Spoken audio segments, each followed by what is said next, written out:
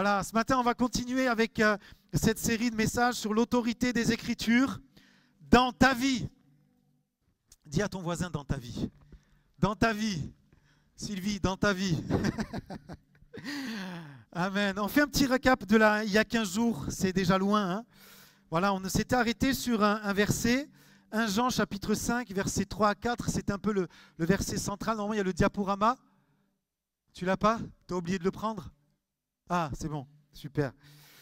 Voilà, ça va venir, alors c'est pas grave. Hein. Merci la technique, c'est pas évident. Que Dieu vous bénisse. 1 Jean 5, 3, 4 nous dit « Car l'amour de Dieu consiste à garder ses commandements, et ses commandements ne sont pas pénibles, parce que tout ce qui est né de Dieu triomphe du monde, et la victoire qui triomphe du monde, c'est notre... » Alléluia, vous connaissez le passage, hein, tellement de versets profonds. Nous avions dit dans ce passage justement qu'il était question de la nouvelle naissance. Et combien on aime parler de la nouvelle naissance, cette œuvre miraculeuse, spirituelle. C'est un petit peu fort, si tu peux baisser un petit peu. Il faut que je l'écarte. Voilà. Cette œuvre spirituelle faite par le Saint-Esprit, où Dieu vient littéralement faire une œuvre de résurrection. Ce n'est pas une amélioration. Ce n'est pas « je vais m'efforcer à suivre les commandements de Dieu », mais c'est la nature divine qui vient en nous, qui était morte à cause du péché et qui est maintenant ressuscitée. Alléluia!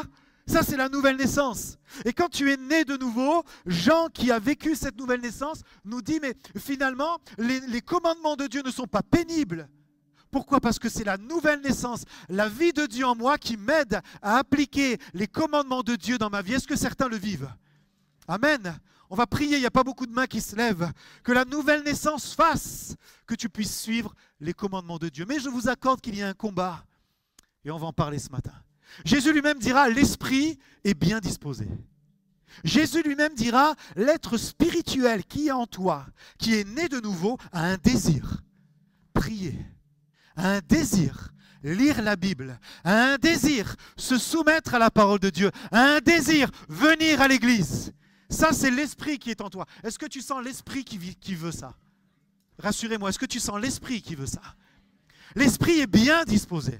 L'esprit dit Amen à ce que le pasteur dit quand c'est inspiré de Dieu. Amen. L'esprit dit Amen. L'esprit dit oui, mais la chair, elle est faible. La chair, c'est l'opposé de la nouvelle naissance. C'est l'opposé de l'esprit. La chair, c'est ce qui est terre à terre. C'est ce qui est corrompu. C'est ce qui est corrompu par le péché. Autrement dit, il y a une nature mauvaise en toi, c'est la chair qui combat l'esprit. Jésus le dira. Il y a une chose en toi qui veut, c'est l'esprit. Il y a une chose qui refuse, c'est la chair. Et pour réussir à être victorieux, il y a une possibilité. Amen. Vous savez laquelle? Crucifier la chair. Eh ouais, on ne dit pas amen. Hein? Crucifier la chair. C'est dur de crucifier la chair. Mais il y a un exemple. Jésus. La crucifixion. La mort à nous-mêmes. Il n'y a pas la possibilité de chasser la chair. Il n'y a pas la possibilité de se répéter des choses pour faire diminuer la chair. Ça ne marche pas. Ce qu'il faut, c'est faire grandir l'esprit en le nourrissant. Par la parole de Dieu, par la prière, par la vie de l'esprit, par le parler en langue, par la louange, par l'adoration, pour que la chair soit diminuée et soit bridée et crucifiée. Alléluia. Alors un petit récap pour ceux qui n'étaient pas là il y a 15 jours et parce que c'était loin. Je vous avais donné des devoirs, vous vous rappelez? Et non, hein. Les devoirs, ce n'est pas quelque chose qu'on aime. Hein. Ça évoque de mauvais souvenirs. Vous n'avez pas fait vos devoirs? Eh bien, sortez une demi-feuille, on va faire une interrogation. Je réalise en disant cela que j'ai toujours voulu dire ça en fait. Je ne sais pas si c'est un professeur caché. Vous n'avez pas fait vos devoirs? Donnez-moi vos carnets. Ah, je me rappelle ça. Vous voyez l'autorité? On peut user d'autorité. L'autoritarisme. Un jour, j'avais un chef qui était très autoritaire. C'était dans une entreprise, je tairai le nom, on ne sait jamais. Et vraiment, il n'était pas très apprécié parce qu'il parlait mal. Il parlait mal aux gens. Il les envoyait bouler. Il avait une pression sur lui, mais au lieu de l'absorber, il la faisait rejaillir sur les personnes. Et plusieurs fois, je me suis dit, dommage que la loi soit terminée. Œil pour œil, dent pour dent. point pour point. J'avais envie, Seigneur, plusieurs fois, je vous garantis, de lui imposer les mains. Je me voyais parfois, ça vous est certainement arrivé. Ça vous est jamais arrivé ça? Et il y avait une petite voix, très lointaine, mais elle était très lointaine. Elle était tellement lointaine que je ne l'écoutais pas. C'était la voix du Saint-Esprit. Vous savez ce qu'elle me disait? Prie pour lui. Mais elle était très loin, cette voix. Est-ce que ça vous est arrivé ça aussi? Très loin, la voix, ça vous arrive très loin. Prie pour lui. Et j'ai commencé à prier pour lui. Et ça a changé. Bon, j'ai toujours eu du mal, hein, mais ça a changé. Vous savez, je crois que quand justement il y a de l'autorité mal vécue, mal utilisée, ce qui vient faire la différence, c'est la douceur. Alléluia. C'est la douceur de l'esprit. Et lui, il n'a pas changé. Mais moi, j'ai changé à son égard. Et je crois qu'il faut être capable et que Dieu nous aide à pouvoir écouter cette petite voix qui est lointaine. Et pas qu'elle est lointaine parce que Dieu est lointain, mais qu'elle est lointaine parce que nous, on ne veut pas l'écouter. Alors, petit devoir. Vous savez, il y a un professeur dans le collège de mes enfants. C'est le professeur, je crois, qui est le plus aimé. Notamment pour une chose. Il ne donne jamais de devoir. Les enfants, littéralement, hein, quand ils arrivent à la rentrée, s'ils l'ont, ils sont heureux. C'est vrai, hein? Pour d'autres, quand ils l'ont pas dit, ah, dommage que je les bats. Alors, on va passer rapidement sur les devoirs. On avait dit, aimer Dieu et son prochain. C'est ce que la Bible dit. Je vous fais grâce de lire les versets. Aimer Dieu et son prochain, c'est ce que la Bible nous demande. Pardonner, c'est ce que la Bible nous demande, de pardonner. Ne pas juger, ça c'est difficile. Hein? Ne pas mentir. Veiller sur ce que l'on dit, sur ses paroles, la Bible nous le demande également. Aimer ses ennemis, passe le vide celui-là, parce qu'il est difficile. Hein? Être généreux, la Bible nous le demande. Être patient également, on avait terminé par cela. Se laisser émonder par Dieu. Seigneur, enlève ce qui est superflu, superficiel. Viens m'émonder ce matin. Et bien sûr, être rempli du Saint-Esprit. Je pourrais dire l'autorité des Écritures ou l'influence des Écritures dans notre quotidien. Nous devons vivre finalement avec cette influence, avec cette autorité dans nos vies. J'aimerais développer 3 points, mais en réalité ce matin je vais en développer que 2 et je terminerai cette série premier dimanche de mars sur le dernier point. Le premier point que j'aimerais développer, c'est l'amour de la vérité. L'amour de la vérité. J'ai dit il y a 15 jours, en parlant d'un homme qui s'appelle Pilate, qui devant Jésus a dit « Mais qu'est-ce que la vérité ?» Et quand cet homme dit cela, on peut imaginer, la Bible ne le dit pas, mais on peut imaginer que c'est un homme qui a cherché la vérité. C'est un homme qui peut-être arrive à un carrefour de sa vie, il a une opportunité extraordinaire de reconnaître le Messie, et peut-être il se dit, mais qu'est-ce que la vérité? J'ai cherché la vérité. Et quand il dit qu'est-ce que la vérité, finalement on comprend qu'il ne l'a pas trouvée. Ce n'est pas évident de trouver la vérité. Un homme qui cherche la vérité, mais il y a plusieurs vérités. Il y a des vérités avérées. On peut dire des vérités scientifiques, des vérités mathématiques, des vérités médicales. Il y a même des vérités judiciaires, c'est un fait. Le coupable a avoué, les preuves sont là. Ce sont des vérités, mais il y a d'autres vérités, des vérités plus subjectives. Ma vérité, ta vérité, c'est peut-être pas la mienne.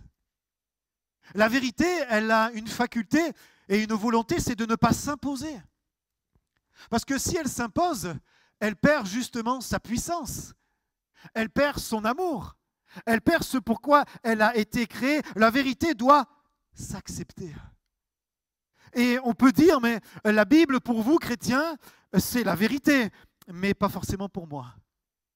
On peut dire, dans la Bible, il y a des choses intéressantes, mais tout peut-être n'est pas vrai. En tout cas, ceux qui croient à la Bible, et c'est pour nous ce matin, ou pour vous qui peut-être découvrez la Bible, nous y croyons, et parce que pour nous c'est la vérité, nous sommes appelés à l'aimer, à aimer la vérité.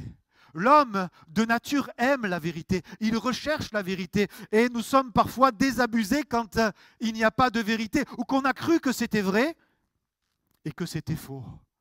Quelle déception parfois par manque de vérité. On aime la vérité. Au travers de la Bible, on trouve la vérité.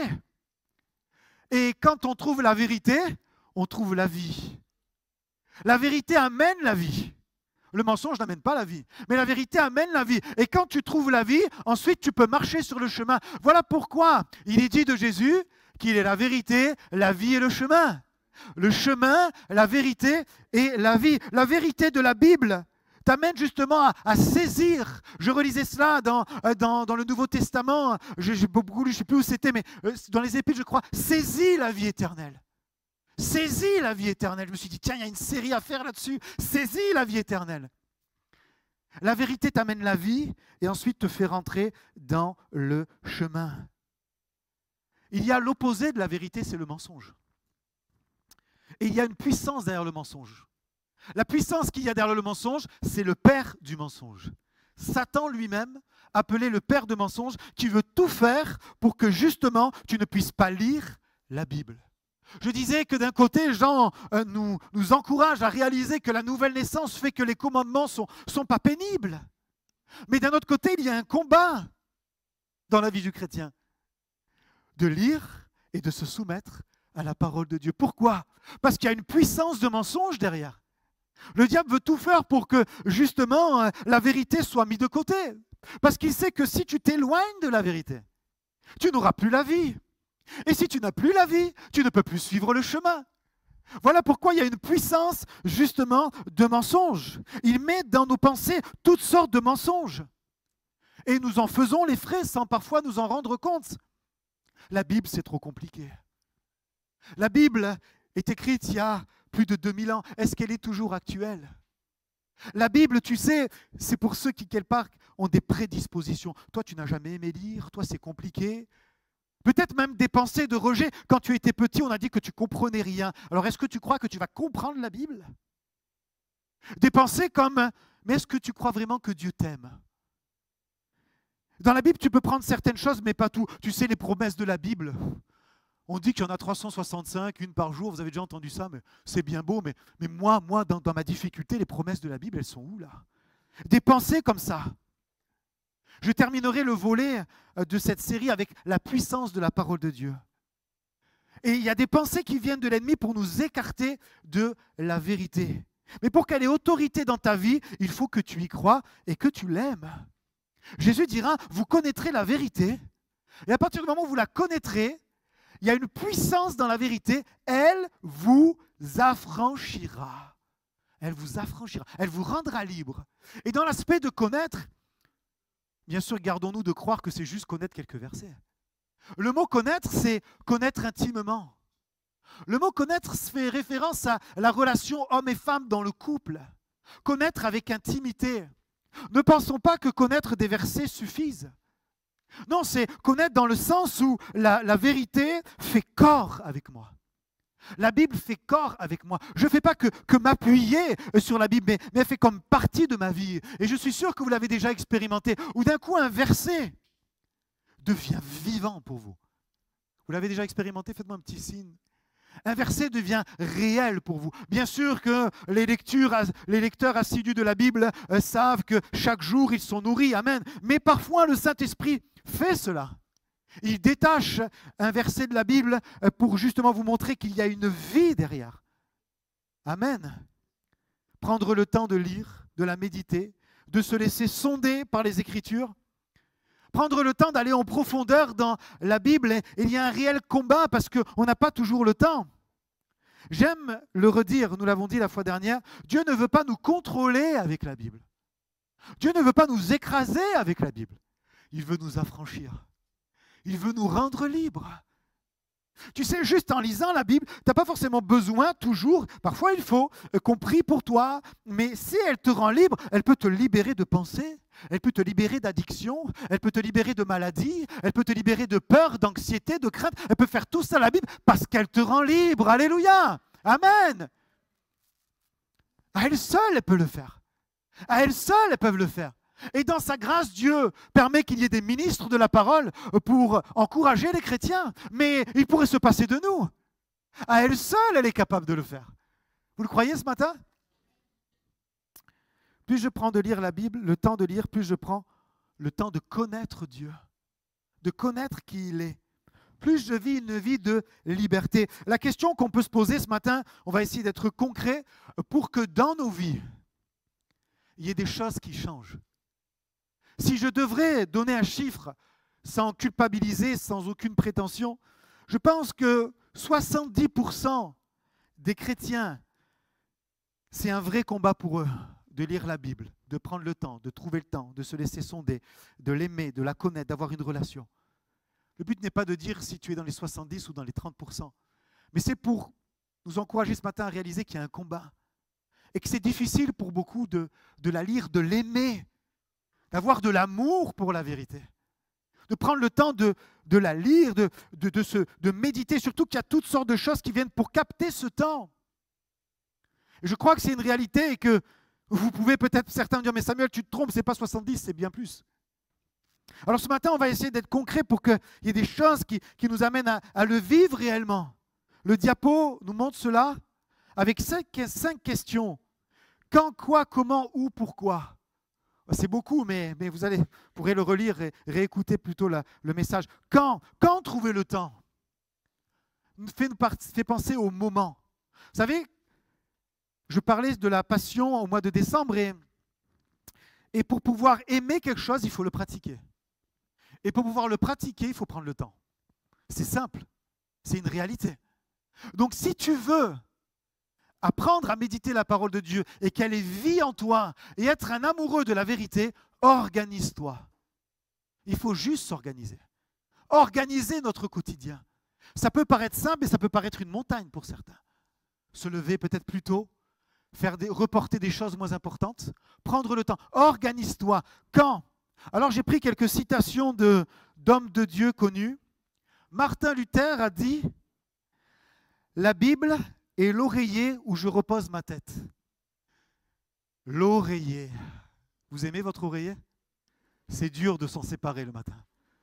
Et quand tu le rejoins le soir, moi je dis souvent à ma femme, « c'est le meilleur moment de la journée. » Quand tu te couches dans le lit, c'est le meilleur moment. C'est vrai ou pas? Enfin, il y a d'autres meilleurs moments. Non, pasteur, le meilleur moment, c'est quand tu es dans la présence de Dieu. Oui, c'est vrai. Mais tu es dans la présence de Dieu dans ton lit aussi. Alléluia. La Bible est l'oreiller où je repose ma tête. Dans le sens où le Maître, Jésus, nous rappelle que dès le début, certains sont du soir, d'autres du midi, mais quand même, ce n'est pas une obligation. Mais dès que la journée commence, Jésus prenait le temps pour aller dans la présence de Dieu. Quand? Quand? À toi de dire quand. Mais est-ce que parfois c'est trop si le Maître nous dit chaque jour, je veux que tu sois renouvelé par ma parole, je t'attends dans ton bureau, je t'attends sur ton smartphone, peut-être dans les transports, je t'attends où? Je t'attends en tout cas pour que ma parole puisse faire une œuvre dans ta vie. Alléluia. Quand? Quoi? Billy Graham a dit la Bible est plus actuelle que le journal de demain. Quoi lire, pasteur? Je ne sais pas quoi lire. J'aimerais te dire que bien sûr, on peut donner, et moi j'aime encourager souvent avec l'évangile de Marc. Commence avec l'évangile de Marc, c'est le plus simple, c'est le plus facile à comprendre. Certains ont peut-être leur lecture aussi, ce n'est pas une règle, mais commence par des choses simples. Mais quoi finalement, j'aimerais te dire, peu importe, c'est plus actuel que le journal de demain. Peu importe, de toute façon Dieu va te parler. Prie par le Saint-Esprit et il va te conduire dans les psaumes, dans les proverbes. Évite peut-être ce qui est compliqué, mais lis. Quoi? Peu importe, mais lis d'une manière régulière. Comment? Jean Calvin a dit, nous devons recevoir la Bible avec le même respect que nous recevons Dieu lui-même. Comment la lire, pasteur? Finalement, d'une manière ordonnée. Nous ne recevons pas Dieu d'une manière désordonnée. Nous ne recevons pas Dieu sans nous préparer. Nous ne recevons pas Dieu sans nous concentrer. Finalement, donc, comment finalement lire la Bible, mais d'une manière ordonnée, en disant « Saint-Esprit, parle-moi et je veux apprendre de Dieu. Je veux te recevoir avec respect. » Je réalise que finalement, c'est le Saint-Livre que j'ouvre. Comme je disais, on ne va pas vénérer la Bible, mais c'est le Saint-Livre que j'ouvre. Ou la concentration. Jésus dira « Quand tu pries, entre dans ta chambre et ferme ta porte. » Alors bien sûr qu'il dira « Quand tu pries, pas quand tu lis. » Mais comprenez que c'est un moment d'intimité où on va être renouvelé. Ferme ta porte. Va dans ta chambre et ferme ta porte. Ça demande du temps, ça demande du sacrifice, on va en parler. Mais si Jésus nous le demande, et si des hommes de Dieu, et peu importe si c'est des hommes de Dieu ou pas, le disent, c'est qu'il y a une réalité. On est béni. Je pense qu'aucun de nous, prenant le temps de lire la Bible, a dit « j'ai perdu du temps ». Ça n'est jamais arrivé, je pense. Ça n'est jamais arrivé. Au contraire, tu gagnes du temps. Pourquoi lire la Bible? Les bienfaits. Charles Spurgeon a dit un chrétien sans Bible est un soldat sans épée. Pourquoi? Parce que dès lors que tu es né de nouveau, tu es introduit dans un combat spirituel. Et tu as besoin des armes de Dieu. Et la Bible est une merveilleuse arme. Et on terminera en parlant de cela. La Bible est une merveilleuse arme. Tu ne peux pas aller dans la journée, tu ne peux pas briser les pensées du diable, tu ne peux pas briser le mensonge si ton épée n'est pas aiguisée. Est-ce qu'un soldat partirait en guerre sans être armé? Jamais. Il fuirait dans le chemin inverse pour récupérer des armes et pour pouvoir être efficace sur le combat. Un chrétien sans Bible est un soldat sans épée. L'amour de la vérité. L'amour de la vérité est un élément essentiel pour la croissance de nos vies. Parfois, nos vies sont bloquées parce que simplement, la Bible n'a pas autant d'intérêt que ça. Sans juger, on a tous eu des moments peut-être compliqués, difficiles, mais revenons à cela si c'est le cas. Avec ces 5 questions, que tu puisses dire maintenant, je vais pouvoir m'organiser. Maintenant, cette semaine va être différente. Dès aujourd'hui, je veux vivre le quand. Dès aujourd'hui, je veux vivre le quoi, le comment, le où et le pourquoi. Et me rappeler, commence par la question que tu veux. Peut-être que tu vas commencer par le pourquoi. Pourquoi je dois lire la Bible? Parce que Dieu veut me parler, parce que Dieu veut me fortifier, parce que ça nourrit mon esprit, c'est ma nourriture. Tu vas te nourrir aujourd'hui. Tu as pris un bon petit-déj ce matin. Est-ce que tu as pris ton petit-déj spirituel pour que ton esprit soit fort? Cette semaine, le Saint-Esprit m'a parlé d'un point de vue personnel. J'ai noté beaucoup de choses pour ma propre vie, et notamment ces choses-là, que je suis d'abord un esprit qui a une âme et qui vit dans un corps, et ça m'a poursuivi toute la semaine. Je me répétais cela, et je dis, mais pour pouvoir nourrir mon esprit, je dois prendre du temps et du temps et du temps pour être nourri. Bien sûr que tu diras, pasteur, toi tu as du temps, moi je travaille, mais même quand je travaillais, on avait la possibilité d'avoir du temps. Ce n'est pas une question de minutes, c'est une question de disposition de cœur. Alléluia. Quand, quoi, comment, où, pourquoi? Est-ce que tu veux vivre quelque chose de différent? Est-ce que tu veux que la parole de Dieu revienne au centre, peut-être si tu as besoin de cela? Je prie de tout mon cœur pour que ce ne soit pas une série de messages juste, mais que nous puissions faire des progrès, que nous puissions voir Dieu solutionner des situations, redonner ce goût, cette foi, cette hardiesse, ce courage, cette audace au travers de la parole de Dieu. Amen. Vous êtes avec moi ce matin? Deuxième point, l'obéissance. L'autorité de la Bible s'applique à ceux qui veulent s'y soumettre. Si tu ne veux pas t'y soumettre, personne ne te condamne, si ce n'est la Bible elle-même. On terminera avec Deutéronome 28. Vous connaissez le passage.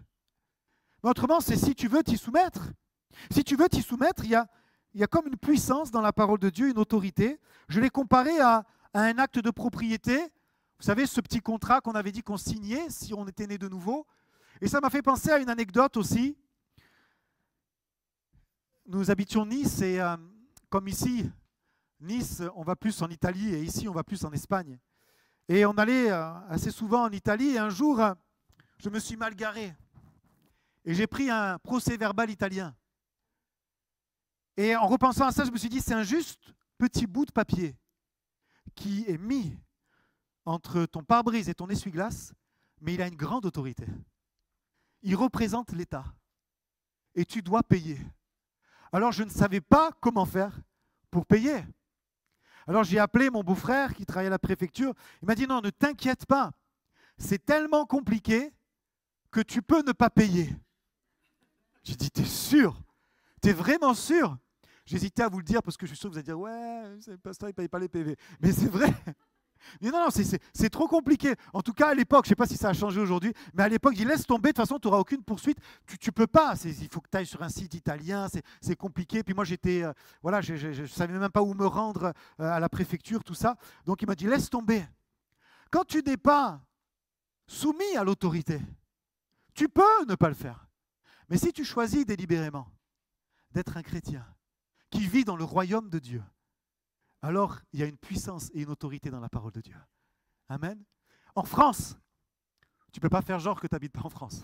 Si tu as un PV, tu payes parce que tu es soumis.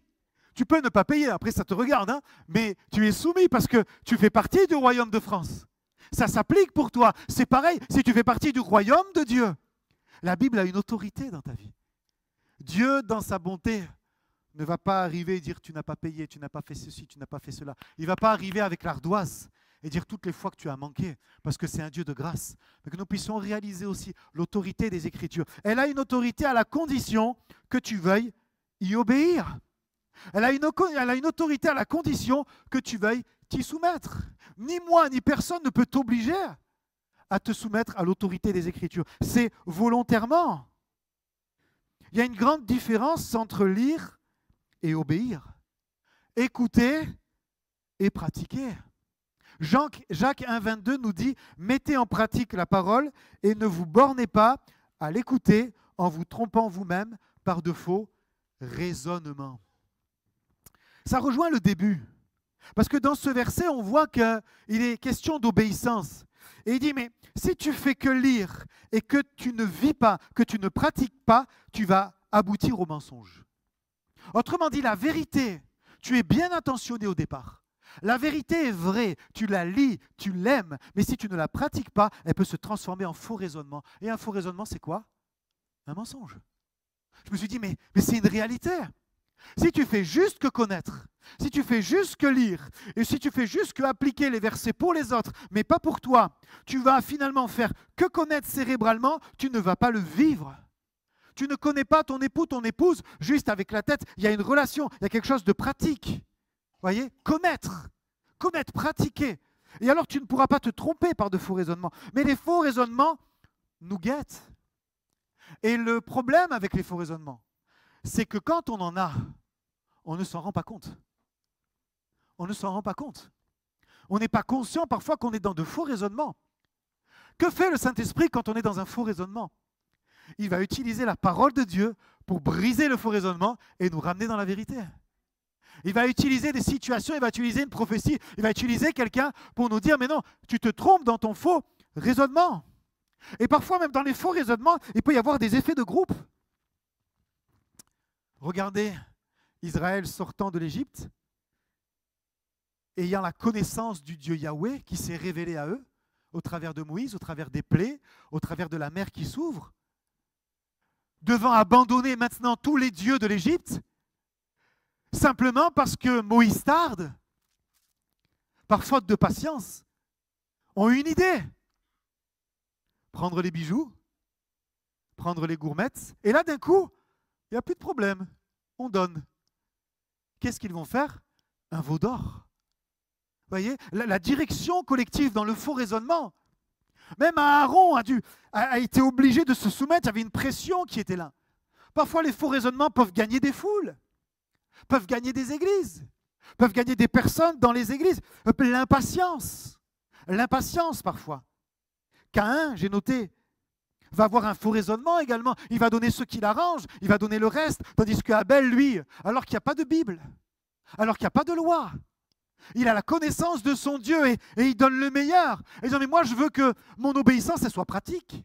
Je ne veux pas obéir avec les lèvres, je veux obéir avec mes mains et je donne le meilleur de mes troupeaux. Des faux raisonnements. Le roi Salomon a été séduit par de faux raisonnements. Il a commencé par la vérité. Quand on lit le début de la vie de Salomon, même si c'est avec Bathsheba, regardez ce que Dieu a été capable de faire. Il commence à avoir des révélations extraordinaires. Dieu lui donne la sagesse. Et avec les faux raisonnements, il a été amené à s'éloigner de la vérité. Pourtant, il avait bien commencé. J'ai noté les différents rois d'Israël. Je me suis arrêté sur cela. Vous savez qu'après Salomon, il y a ce qu'on appelle le schisme. C'est-à-dire, il n'y avait qu'un seul peuple. Et après Salomon, le peuple d'Israël va se séparer en deux. Royaume du Nord, Israël. Royaume du Sud, Juda. C'est terrible ce qui va se passer. Dans le royaume du Nord, il y a eu 19 rois qui se sont succédés. La particularité de ces 19 rois, c'est qu'aucun n'a suivi les voies de Dieu. Sur 19, aucun. Royaume de Juda, c'est un peu mieux. Il y en a eu 20. 20 rois, 12 se sont éloignés, 8 sont restés fidèles. Autrement dit, sur 39 rois, ça en fait des décennies, seulement 8 sont restés fidèles à la parole de Dieu.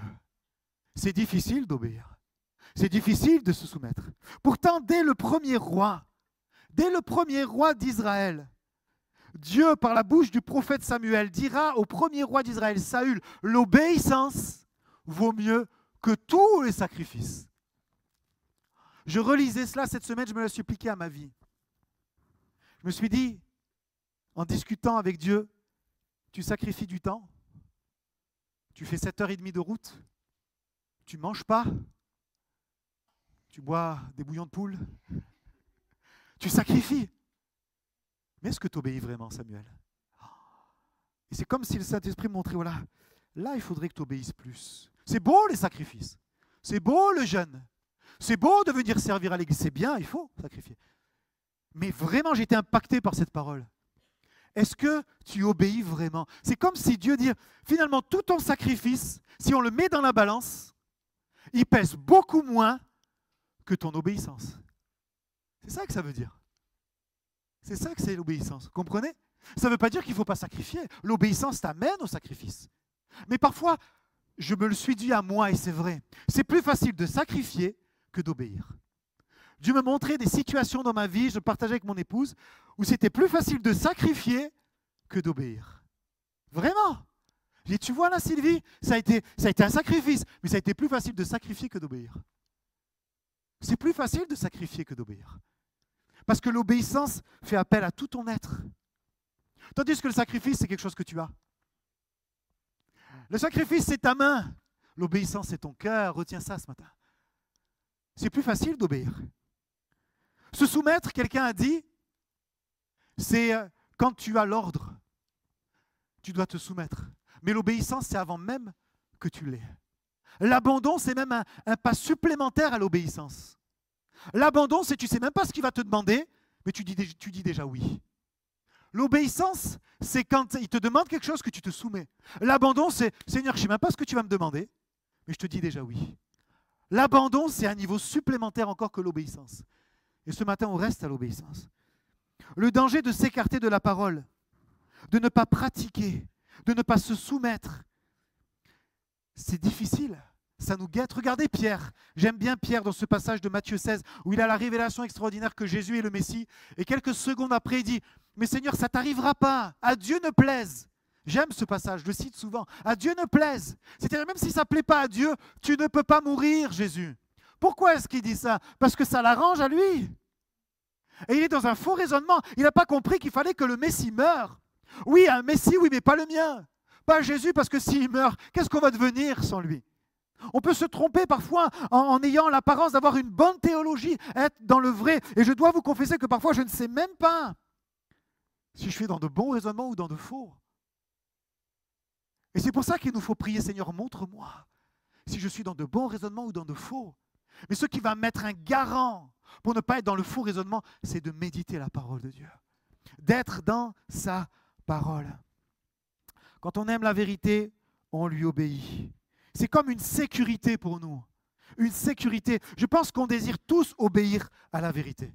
Si je vous pose la question sincèrement, je suis sûr que tout le monde dit, même si je ne connais pas vraiment Jésus, ça a l'air vraiment intéressant, je veux me soumettre à la vérité. Mais pourquoi est-ce que c'est si dur? Pourquoi est-ce qu'il y a combat? Pourquoi c'est difficile de lui obéir? Jean pourtant nous dit qu'on peut le faire si on est né de nouveau. Mais il y a une notion qu'on oublie parfois, c'est que pouvoir obéir, il y a une notion de souffrance et de mort. De souffrance et de mort. Ce n'est pas juste une fois qu'il faut obéir, c'est en continu. Il y a une notion de mort et de souffrance. Ça ne fait pas l'unanimité en termes de titres, de messages sur Internet. C'est plutôt comment Dieu va te bénir, comment rentrer dans son appel. J'ai déjà prêché des messages comme ça. Mais dire comment tu vas pouvoir souffrir. Ah, il y a quelques années de cela, je commençais l'année en disant « Je vous souhaite de souffrir cette année ». Parce que la souffrance amène la bénédiction. Et ce qui est un leurre, parfois, c'est de dire « Mais non, viens à Dieu, tout va se régler ». Et parfois, on est là avec des messages qu'on entend où tout va être extraordinaire. Non, il va y avoir de la souffrance. Et tu ne peux pas vivre une vie chrétienne sans souffrir. Il y a peut-être même de la persécution. Cette semaine, on nous rappelait au travers, c'est ce que je disais il y a quelque temps, 380 millions de chrétiens persécutés dans le monde, qui sont malmenés, qui sont torturés. Terrible, à cause de l'amour de la vérité. Eux, ils savent ce que c'est que la souffrance. Nous, c'est vrai, on a quelques petits soucis. Le pasteur René nous disait, il y a des églises, on leur refuse des crédits parce que c'est des chrétiens. Vous voyez, il y a une forme de persécution, mais c'est quand même pas la même. Je termine avec Hébreux 5, 7, 8. Durant sa vie terrestre, Jésus adressa des prières et des supplications accompagnées de grands cris et de larmes à Dieu qui pouvait le sauver de la mort. Et Dieu l'exauça à cause de sa soumission. Bien qu'il fût fils de Dieu, il a appris l'obéissance par tout ce qu'il a souffert. Si tu fais que lire et méditer la Bible, tu n'auras pas tellement de souffrance. Tu vas être béni. Si tu veux la mettre en pratique et lui obéir, tu vas connaître peut-être de la souffrance. Tu vas certainement vivre de la souffrance. Parce que Christ lui-même est passé par là. Il a appris l'obéissance. Quand il était dans le ciel, il savait qu'il devait venir sur terre. Il la connaissait. Il connaissait la mission. Ensuite, il est venu un petit enfant. Il savait que dans environ 30 ans, il allait mourir. Il a été adolescent, il a été jeune homme. Il est arrivé l'heure de rassembler les disciples. Il savait tout cela, ça allait. Mais quand il a fallu aller dans le jardin de Gethsémanée, quand maintenant tu le vis, il y a une grande souffrance qu'il a. Des grumeaux de sang sont sortis de son front. Jésus, pleinement homme, ne voulait pas aller à la croix. Un ange est venu l'aider. Il a appris l'obéissance. Tant que tu l'apprends théologiquement et qu'elle te nourrit, et il faut qu'elle le fasse, ça fait du bien. Mais il arrivera un jour où il va falloir obéir, où il va falloir pardonner, où il va falloir aimer, où il va falloir se taire, où il va falloir dire. Il va falloir le mettre en pratique et ça va te coûter. Mais c'est là la souffrance. Jésus lui-même s'est soumis au plan.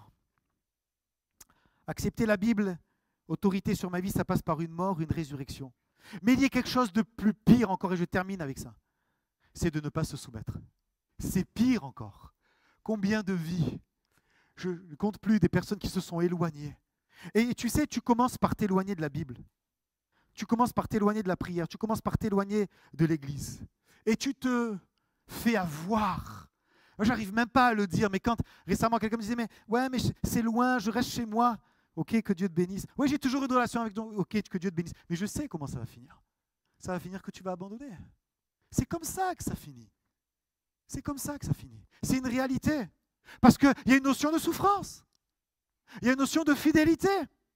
Mais c'est pire encore si tu ne le fais pas. Parce que s'il y a une notion de souffrance, il y a une notion aussi de puissance. Alléluia. Et on garde ça pour la prochaine fois. Alléluia. Deutéronome 28, je termine. Ça fait 3 fois que je dis je termine, mais je termine vraiment. Je relisais tout Deutéronome 28. Le chapitre est très long, il y a plus de 60 versets. Et il commence en disant, voilà, si tu obéis, tu seras ça, tu seras ça, tu seras ça, tu seras béni, tu seras la tête et non la queue, tu auras la victoire, le fruit de ton sol. Et il y a peut-être juste que quelques dizaines de versets, méditez Deutéronome 28. Mais les 60 qui restent, c'est toute la malédiction qui va arriver. Je dis, Seigneur, mais quand même, ça aurait été bien l'inverse. Qu'il y ait beaucoup plus de bénédictions que de malédictions. Mais quand je le médite, je me dis, mais c'est incroyable. C'est incroyable. Il y aura beaucoup de bénédictions, mais il y aura bien plus de malédictions si tu ne te soumets pas à la parole de Dieu, si tu ne vis pas à travers elle. Le but est que chacun d'entre nous puissions retrouver un goût, l'amour de la vérité. L'amour de la vérité pour ton couple, pour tes enfants, pour ta maison, pour tes projets. Tu sais, Dieu va parfois te protéger en lisant la Bible, il va t'éloigner de certaines décisions. Tu vas sentir, non, ça ne faut pas que je le fasse, ça ne faut pas que je continue sur cette voie-là, juste en lisant la Bible. Et après, il va falloir que tu dises stop. Ça, c'est la souffrance. Ça, c'est oui, j'obéis. Je reçois l'information, je la connais, je suis en communion. Mais maintenant, j'obéis. Ce n'est pas toujours évident. Mais quelle bénédiction. Amen. Pour ta maison. Et c'est ce que nous voulons pour l'Église. Amen. Que l'Église soit basée sur cela. Et même si parfois, il y a de la souffrance dans l'Église, même si parfois, ce n'est pas toujours plaisant, que Dieu puisse permettre qu'on comprenne qu'à travers cela, il prépare un plan. Alléluia. On prie ensemble quelques instants. Seigneur Jésus, nous aimons ta parole. L'Esprit est bien disposé. L'Esprit veut lire ta parole et nous voulons apprendre à crucifier la chair. Nous voulons qu'en cette semaine, peut-être qu'en cette année, il y ait des choses qui changent. Et pouvoir remettre ta parole au centre de nos vies. Pour être nourris par elle, pour recevoir la vie à travers elle. Mais aussi, Seigneur, pour lui obéir, pour s'y soumettre. Tu ne peux pas lui obéir si tu ne la connais pas, si tu ne la médites pas. C'est un semblant de vie chrétienne. Et il y a tellement parfois de semblants, Seigneur, dans nos vies. Nous voulons être intentionnels. J'aimerais donner l'occasion à quelques-uns ce matin pour qui ce message parle et ils reconnaissent leur besoin davantage d'être imprégnés, d'aimer, de lire, de méditer, de s'organiser, de vivre en fonction de la parole de Dieu lui-même.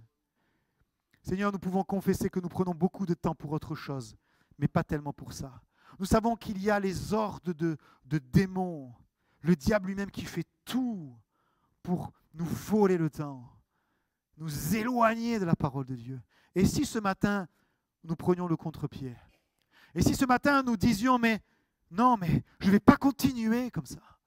Je veux davantage revenir et rien ne prendra mon temps quotidien. N'aie pas peur de dire quotidien.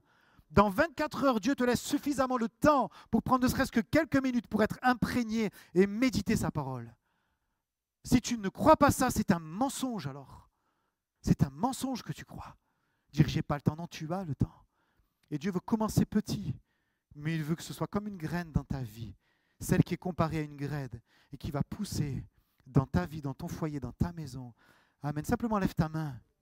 Lève ta main si tu veux vivre cela. Lève ta main, oui, lève ta main, tu peux la baisser rapidement, voilà. Et on prie ensemble, on dit Seigneur, peut-être ceux qui n'osent pas, Seigneur, nous croyons et nous proclamons que les choses changent aujourd'hui. Nous proclamons que les choses changent aujourd'hui, Seigneur, et que nous allons nous organiser, que tu vas nous aider, et qu'alors que nous ferons un pas dans ce sens-là, le ciel, les anges, le Saint-Esprit lui-même va venir à notre aide et à notre secours pour davantage être un homme et une femme de la parole qui est béni, qui est renouvelé, qui vit, qui adore et qui met en pratique la parole de Dieu. Est-ce que tu le crois ce matin? Est-ce que tu le crois vraiment? Est-ce que tu veux cela pour toi? Oh, ne passe plus à côté de ce que Dieu a prévu pour toi. Merci Seigneur, elle est une protection, elle est un bouclier, elle est une épée, Seigneur, dans nos vies. Oh, à toi la gloire. Merci Jésus pour ta parole. J'aurais pu parler de la Bible en elle-même, de comment elle a été façonnée, comment elle a été organisée, comment elle a été protégée à travers les siècles. C'est un miracle, la parole de Dieu. Et j'aimerais simplement qu'on remercie le Seigneur pour la Bible. Qu'on le remercie pour la Bible. Il y a des endroits où ils ont juste des bouts, où ils se forcent de la prendre par cœur. Ils se la passent de maison en maison. Littéralement, c'est un trésor. Nous l'avons en toutes les versions. Nous l'avons avec tellement de commentaires. Nous l'avons sous toute couture, tellement belle, parfois à tous les prix, toutes les versions. Et peut-être nous la négligeons parfois. Nous voulons revenir au trésor. Comme dira Martin Luther, c'est un trésor où je pose ma tête chaque jour. Amen. Est-ce qu'on peut remercier le Seigneur? Est-ce qu'on peut l'acclamer? Merci. Dis-lui merci pour ta parole. Dis-lui merci pour ta parole. Je la serre dans mon cœur afin de ne pas pécher contre toi. Je pourrais tellement développer tout ce qu'elle est. Un marteau, une lumière, un feu dévorant. Elle me garantit, elle permet que je ne pêche pas. Elle est tellement de choses, la parole de Dieu. On pourrait en parler toute l'année de ce qu'elle est. Elle est tout cela pour toi, dans ta vie. Tu as un trésor. Tu as un trésor chez toi. Tu le sais ça, tu as un trésor. Tu n'as peut-être pas un trésor à la banque, mais tu as un trésor chez toi. Elle ne passe pas. Le courbe des euros peuvent varier. Ça peut s'écrouler. La Bible ne s'écroule pas. Alléluia, elle ne varie pas. Oh, j'ai envie de prêcher. Allez, on continue. Non, je plaisante. Hein. C'était long ce matin. Que Dieu vous bénisse.